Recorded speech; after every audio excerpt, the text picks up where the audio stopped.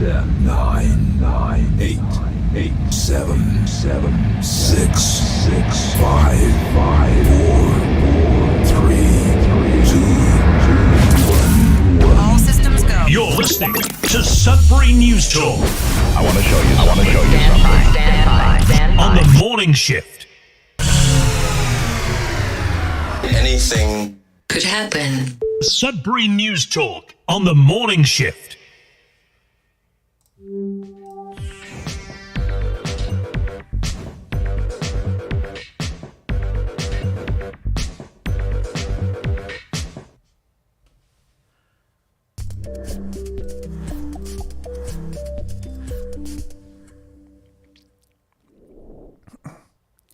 And good morning, everyone. Welcome to Sudbury News Talk on the Morning Shift. I'm AJ Walsh. I'm glad to be here with you, and I'm thankful that you're with us this Monday, September 15th, 2025. Yes, September 15th. September is already half over, pretty much, Towards the end of this afternoon, it'll be exactly half over. And that just blows my mind of how quickly time goes. We're going to have the weather coming up in 2 seconds. We're live on CKLU 96.7 FM. We were not live on Friday on the radio. However, we did a live stream. So I hope everyone was able to catch that. You can catch the shows live on facebook.com/Sudbury News, youtube.com/Sudbury News. You can also catch them on demand on those two platforms as well immediately following the show. So make sure to like, share, subscribe, follow, and comment, because we'll do our best to get your comments up on the screen for those watching, read for those listening. The show is also found on demand after the show at x.com/Sudbury News and Sudbury.news, which is our news aggregator. It aggregates all the local news into one convenient location. And that way people can just find the news simply by going to Sudbury.news in answer to the federal government's policies that makes it impossible to share news on the world's largest social media platform. It's the only country in the world that allows Facebook but does not allow news on it. For whatever reasons they've given, the end result is you're not allowed to share news on Facebook or Instagram, which is interesting when you think about it. What kind of country we are. We can't even allow news on the world's largest social media platform. Just let that sink in for 1 second. Just ask yourself, why? Oh, that's because the government wanted people to be paid more. Okay. So if that's what the government said. Yes, you're right. That's what the government told you. Okay, that's great. Now, is that the real answer? So that's what you need to be asking yourself as a citizen of any country, anywhere, anytime. Is what I'm being told the truth in life? If you listen to every single thing someone told you and took it to be true, do you think that would benefit you in your life? Everything you were told you believed. Okay, well, no. You say, well, no, not everything I'm told I believe. Okay, then you start there. Okay, so could you be lied to by friends? Let's say, could your friends ever lie? Has a friend ever lied to you once? What about family? Has a family member ever lied to you once? Ever? Sibling, child, parent, you name it. Okay, so if you've been lied to by the people who are even closest to you, could it be possible that someone in government has ever lied once in history at all, ever, anywhere, anytime? Maybe once? Okay, they did. Oh, yes, they've been caught lying once. All right, so could they be caught lying twice? Maybe 3 times?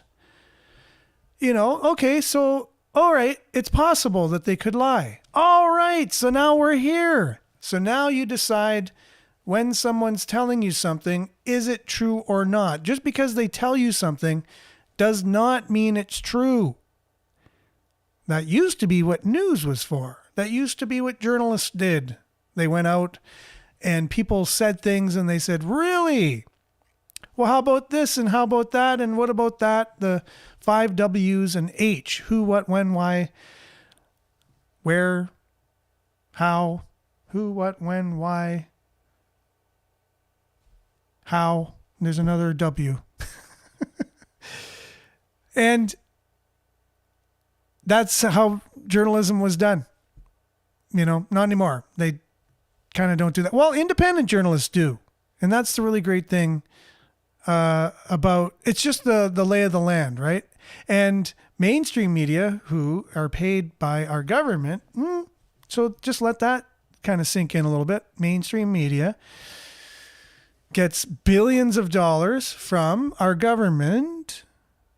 So why would they question them very often about things, right? So now you have independent media who are demonized by the mainstream media, who are paid by the government, tell you that they spread misinformation. This is the thing. There is misinformation all the time.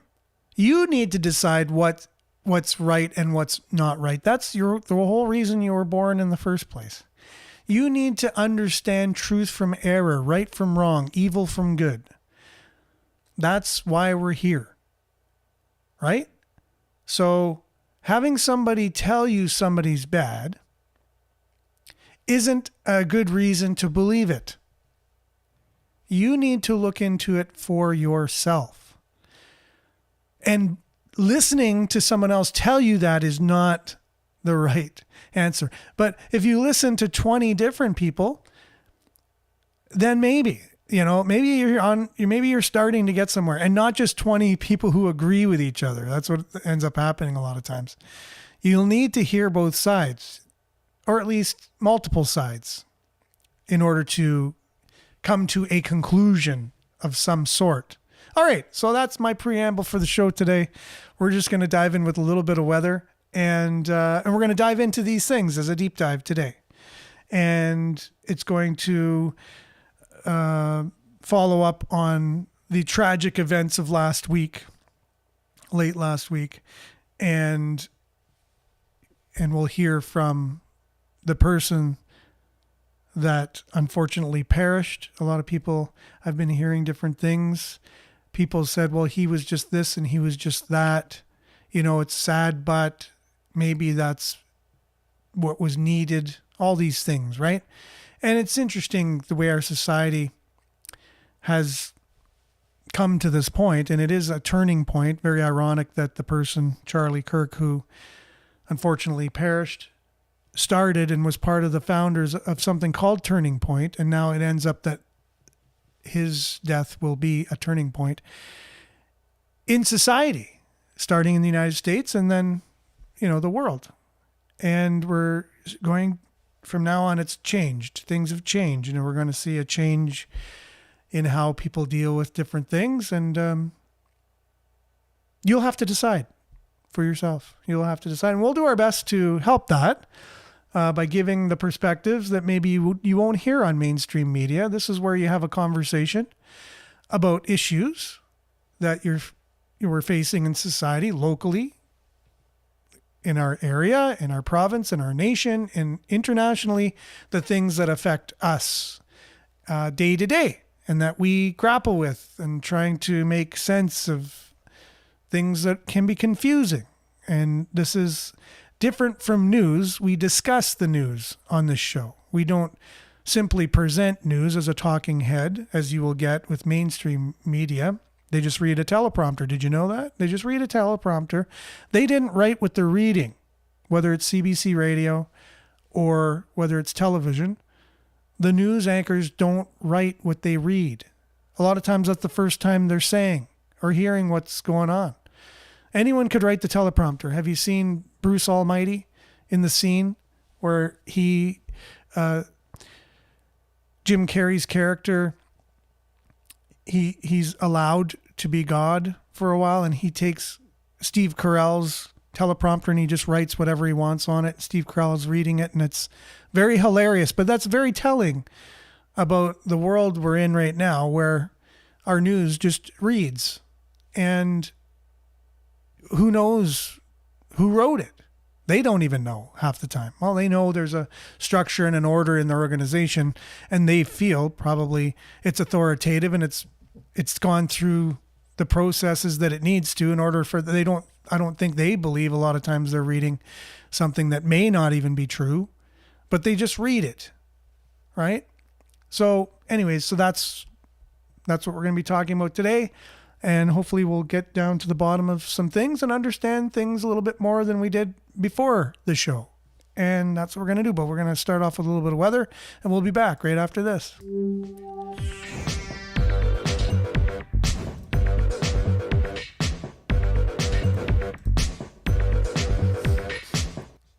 And Sudbury weather brought to you, as usual, by sudburyweather.ca. And currently, it's 22 degrees in Sudbury. And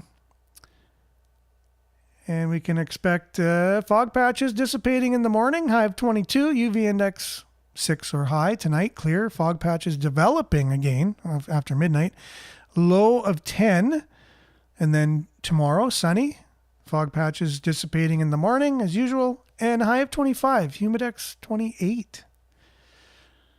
And then overnight, tomorrow night, clear with a low of 12. So we're looking at the high 20s and the low teens for highs and lows, day and nights. And as you can see, Monday 22 and sunny, Tuesday 25 and sunny, Wednesday 26 and sunny. Now this is without the humidex, right? So, you know, these are like 3 or 4 degrees higher with the humidex. So very, very warm in the next few days. And then 30% chance of showers on Thursday, high of 21. So that means a 70% chance that there's no showers on Thursday. Mix of sun and cloud for Friday, Saturday, and Sunday. 18 degrees for those 3 days. So very warm for the next week coming up. And very strange that we had a very cool beginning to September. You know, we're all like, oh my goodness, fall's already here. And here we go. Summer's back, at least for the next week. Beautiful temperatures. Get out and enjoy them if you can. That's your Sudbury weather, brought to you by sudburyweather.ca. We'll be back with news headlines, your comments, and more right after this.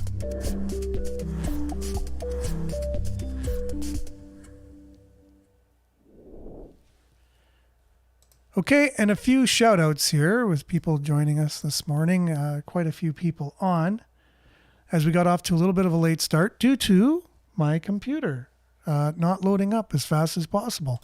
Good morning, Northern Hillbilly. Good morning, Rogue. Thanks for being on. Nana, good morning. Blessings, everyone. Thanks for being here as well. Heading to court this morning to deal with this incompetent city. Well, we will have, the city will be moving their city council meetings from Tom Davies Square to Azilda, so that way they can complete the new cultural hub. That's in the headlines today. So we'll maybe find out more about that coming up, and how the cultural hub is going to attract many, many people to the city. That's the reason why they're putting almost $100 million into this new structure. And good morning, Pierrette. Thanks for being with us. Denise, blessings, everyone. Hazel, good morning. Prayer emoji, much needed, much appreciated. And good morning to Belinda. Hate is like acid.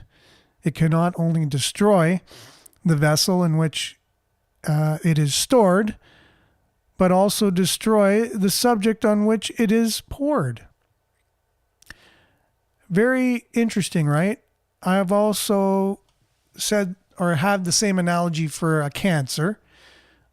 So you can be like a cancer with your thoughts and your emotions, or like acid, and the two will destroy the host, the very one that it's in. And it also will destroy others. Now, unlike cancer, you can't catch cancer from someone else, but acid can destroy the very container that it's in, along with wherever it's poured, right? So it's important not to be negative in a way that will destroy yourself and destroy others. Always be positive and try to be someone who uplifts and encourages rather than degrades and destroys. And it will always benefit you in your life, 1,000,000%. Northern Hillbilly says, Canadians are communist and don't know that they are. Get your food and water, all tangibles. It's a different world by Christmas, and I can't disagree with you there. Pierrette says, governed by pirates. Can't disagree with you there either. And Pat, good morning, y'all. Good morning to you as well, Pat. So you're seeing gatherings worldwide. People do not want to make peace with evil. They're out to conquer it. Yes. And that's, again, right? That's the plight. That's the conundrum that we're in. So if you're ruled by evil, let's say it happened in society in the past. So let's just say it's happened before. Could it happen again? Where evil rises up and rules and gains all power? Could we see examples of that in the world today? Could we possibly be heading there ourselves? Or are there? These are questions, right? And what do you do when that happens? What have they done in the past? What has happened? And I struggle with that, right? So what does fighting against evil look like? What does standing up against tyranny look like? Does it always have to be violent? Well, history will show that most times it was and had to be. Now, just by me asking this question, unfortunately, we live in a world where in the social media algorithms and coming up in the future as they are looking to reformulate Bill C, I believe it's 69, about online hate. Just by me saying that, I could be deemed, spreading hate by actually just contemplating that question and talking about it. We're in a different world. We are going into something we've never been before. We've never been here before. And we're continuing to go into uncharted territory. And I am going to be a peaceful advocate. I will only self-protect and trust in a higher power as I try to emulate higher principles and not lower myself to certain standards and question everything I do with that in mind and be wise as a serpent, but gentle as a dove, as was recorded once, and I didn't make that up. So that's not easy. It's not easy to, as you see all of these things going on, and not only do you want to stand up for yourself, you want to stand up for your family, you want to stand up for your fellow man and the future of your children. And we're so divided in our society. And this is the thing. You don't want to be caught up on fighting each other. You don't want to be caught up in that, because I think that's part of the plan. I think that's what's a few people at the top, I think that's what they want us to do. I think they want us to fight, argue, and do harm to each other. We have more in common than we have differences in this very divided world. And how do we rise above that? How do we overcome that? It takes deep reflection and digging down deep into the well and reaching up higher too, reaching higher and digging deeper at the same time to come to what the right thing will be to do. And that's not easily explained. That's not just, here, do this. Can't do that. And Brian, BP Creative LLC. Wow. Sounds very authoritative. Thanks for joining us. Just arrived. Good morning, Nickel City Patriots. And Denise, today is Palestinian Day in Ottawa. Palestine's Day in Ottawa. To celebrate the Muslim Muhammad's birthday, to celebrate for Muslims Muhammad's birthday. Today, never heard of you should be, I never heard of that, and it should be interesting for sure. Yes, we live in a different country. We're in a different world these days. Marianne, good morning, everyone from Barrie, liked and shared as usual. Brian, thanks for joining us. Blessings to everyone. Good luck with the that rogue spear. They'll admit they're wrong. You will get nothing. Okay, and Liette, good morning from Collingwood, one of the most beautiful places in Ontario. And Nana says, who, what, when, where, why, thank you, and how. And I did mention them all. Oh, good, thank you. Thought I was missing one. Guess I can't count these days. And Monique, Grand Rising, heart emoji. Northern Hillbilly, people thought I was crazy for years. Are awakening slowly but surely. Miles, good morning to you. Why didn't your thing come up here? Okay.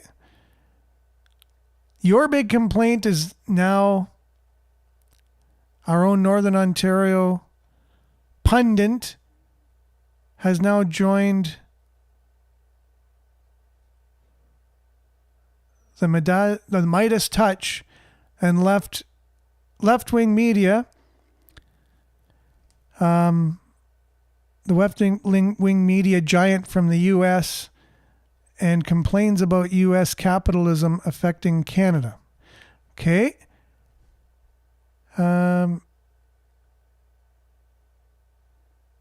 Interesting. Okay, well, that's the way it goes in the big city. And Northern Hillbilly, Charlie,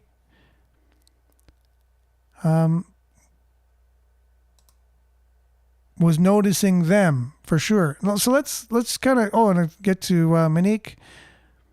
It's a big psyop, yep, for sure. And Jerome, thanks for joining us, and thanks for all the videos, by the way, Jerome. I watch 90% of them. And good morning, critical thinking, truth troopers. You do realize Ford's condemnation to speed cameras is politically motivated? Spin. He's a criminal slug. Well, yeah, no, I don't think he's always been a good boy his whole life, obviously, right? So, and I don't think all politicians have been. So let's just jump into some of the stories we are looking at today in Northern Ontario, coming from our local news aggregator, Sudbury.news. Special prosecutor says police need to investigate a 2006 underground death of Sudbury mechanic. Wow, 20 years later. That's interesting. Almost 20 years after 47-year-old contractor died on the job at a mine north of Cape Real, Greater Sudbury police are investigating what happened. There's no time like the present. I mean, what, 20 years later? It's not all that long, I guess, right? Judy, good morning to you. Thanks for being on, as well as Andrew. Thanks for joining us.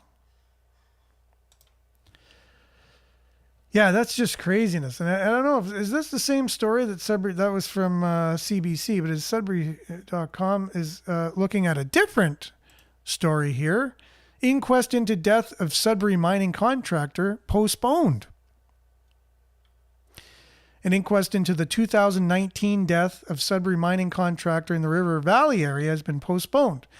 The inquest into the cause of death of Mark Paul Joseph Buraskawani, sorry for the pronunciation, was scheduled to begin on Monday, September 15th. A news release from the Ministry of the Solicitor General said the presiding officer directed that the inquest would be postponed. No reason was provided for its cancellation. No new date has been provided for the previously scheduled 5-day hearing.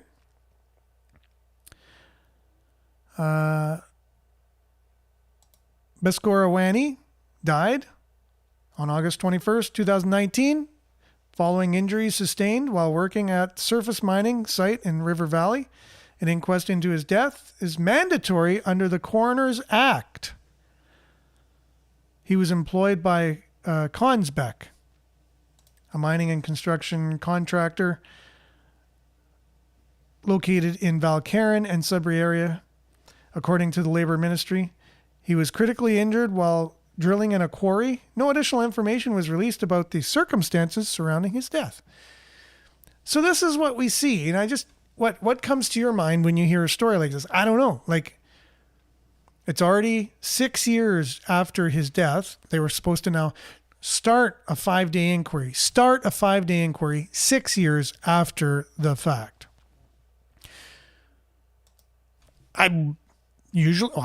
Wouldn't you think an inquiry and a death probably would be better, closer to the time it had actually happened? What things could go wrong the longer you wait, right? The longer you wait after something happens, and good morning, Rose, thanks for being on.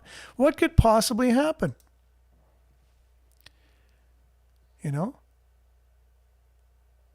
If you investigate something as soon as it happens, things are fresh in people's minds. You can get information right away, you know, get to the bottom of things. If you wait 6 years, you know, why are these inquests taking so long? Like, what's wrong with our society when things have to take this long? And look at this. The police are investigating a different mining related death 20 years after the fact. Like, what are they going to do? Interview all the people they were working with at the time? Hey, you remember what happened that day? Memories sometimes get skewed over time. Things change. Like I sometimes question my memories. I go, was I really there at that time? Did I really do that? Is that how it happened? You know, I start questioning my own memory. And so I think, well, how could you possibly do an inquest 20 years after the fact? And it just seems like we have a tradition, and it's our culture now, that we only have these inquiries, 6-7 years after. Like, is it that backlogged? Is that how slow we do our work? And Diane, good morning to you. And Marvin. So, interesting stuff anyways. Now, I had a few thoughts that, just when we began the show, just about, about where we're at in our society. And I just wanted to, I've never heard such a good explanation about left and right other than Blender here doing it for us. And they do a really good job explaining what's going on in our society with how divided we are and maybe why, what are some of the reasons for our divisions, right? And so Blender, the two that are involved with that organization are here, and they have a discussion basically on this subject. And I just thought they did a really good job on this. People typically view the world between two spheres, left and right, but I see three. That third wing that we're kind of individualists that aren't collectivists, en masse, they're heading over to that right wing. Because you have no choice right now. The other side is basically choosing political violence if you want to speak out. What's so crazy is look at what liberals were 20, 30, 40 years ago. The idea of everybody can have an opinion. Everybody's entitled to their own thoughts. And then it was really this whole inclusive, be who you want to be thing. Now it's like, be who we tell you to be, or we choose violence. The party itself has radicalized. This is a response to radicalization. I saw an article yesterday and it shocked me. And this was from Wired.com. I don't know, magazine. It's left wing. That's a big outlet. It is significant. And they said, war is here. The far right respond to Charlie Kirk shooting with calls for violence. What the kind of headline is that? How do you not condemn your own side for having stirred this pot and radicalized first and putting us in this position? Instead, you say, this is all the right. They're choosing violence now. You just murdered one of them. What are you thinking? Okay, I can tell you what they're thinking. So they're progressives, right? They view the world as a lens of oppressor versus oppressed, and progress to them means when the oppressed overthrow the oppressor violently. This is all throughout leftist literature for 200 years. They have been bloodthirsty and violent. Marx calls for, quote, in the Communist Manifesto, verbatim, this is a verbatim quote, he calls for the forcible overthrow of all existing social conditions. Forcible overthrow of everything in the world. It is a call for like Joker style chaos. That's what he's calling for. And that's what they're giving us. And so what these progressives think is, we know what is moral for the world. They actually view themselves as a scientific dictatorship. They go, everything we do is based on science. Objectivity. This is completely rational. And so we're building this utopian world, and they actually have exactly what that Wired magazine is pointing out there. They have a term for this. They go, we're building a perfect world. We're the scientists of utopia, and anybody who positions themselves against us is a far-right reactionary. That's what left-wing people call their detractors. They just did after murdering Charlie Kirk, which is wild to me. Right. So in their mind, they go, we just did a good thing. They're saying this is the engine of progress. Yes. This is how we move forward. And then when you take an issue with it, you're a far-right, dangerous person who's looking for war. Right. Right, and that's pretty sad when you What you're think looking about at right it. here He is makes some perhaps good one of the points most here, and I sacred didn't, spots stop in the the video on entire time, world. This is although called I Lake thought I Columbia. did. It's okay. Now, we've been hearing a lot about Charlie Kirk lately. A lot of people saying different things about him. I've heard all kinds of things. He's a white supremacist. He's racist. He's, all these things about him. But I've heard enough about him. I didn't listen to him all the time, but he obviously was an amazing debater.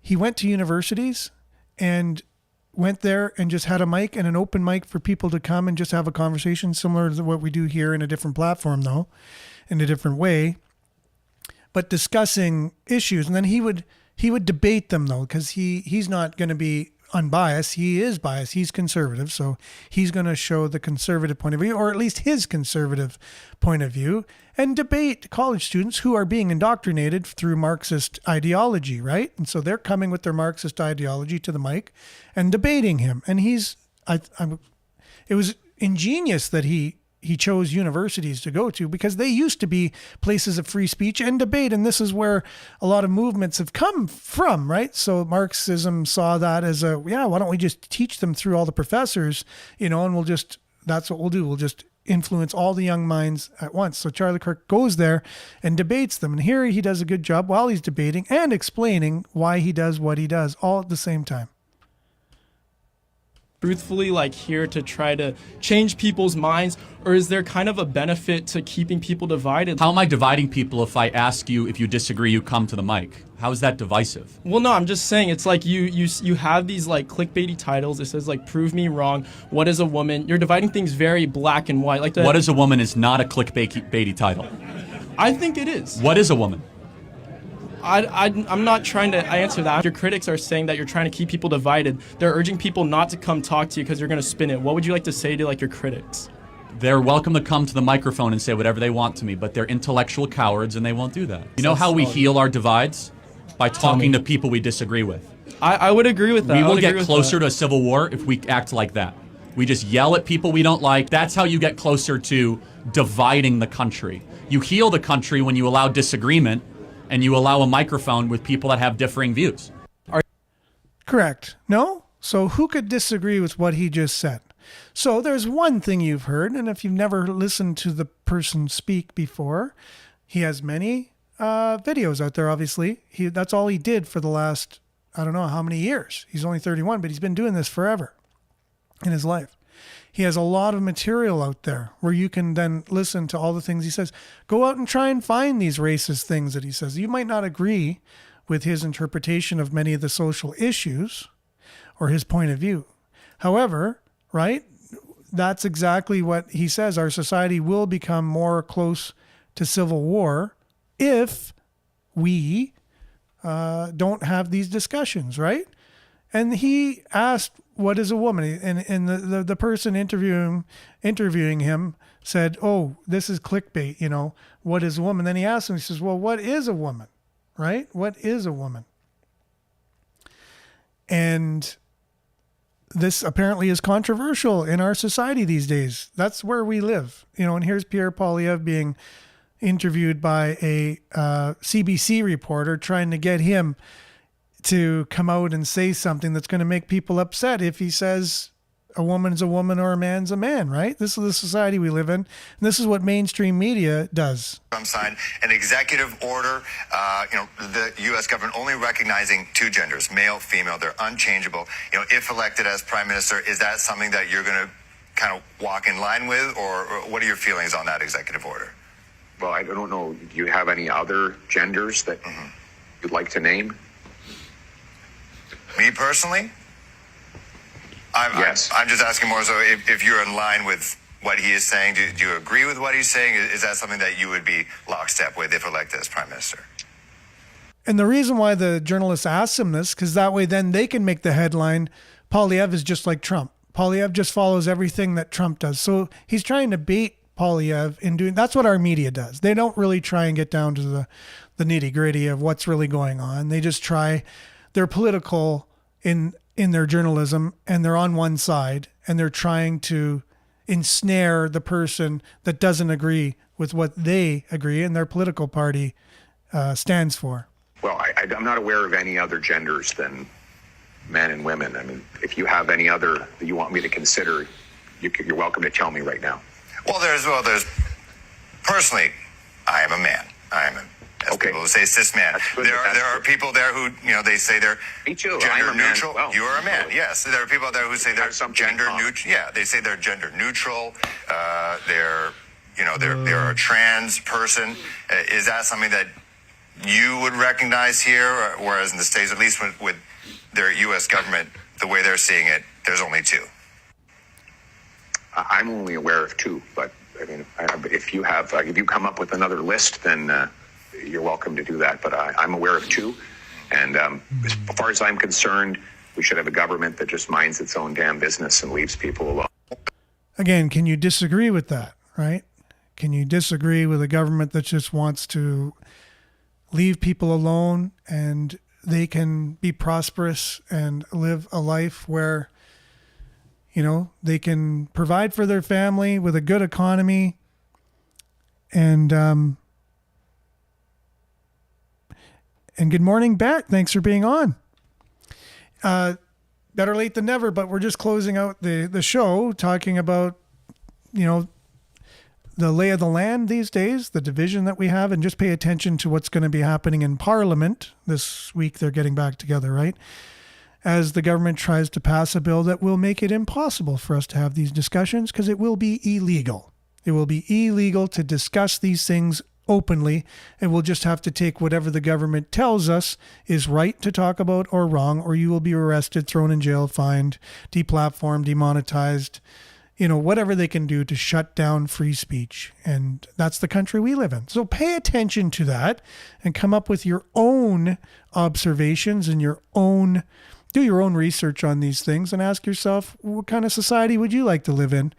And are we headed in that direction or not? That's the question I will leave with you as we head out today. Thanks for being with us. We'll be back same time, same place on the same platforms tomorrow, God willing. Stay tuned now for Earshot Daily on CKLU 96.7 FM. And remember to stay aware, like, share, take care. Ciao for now.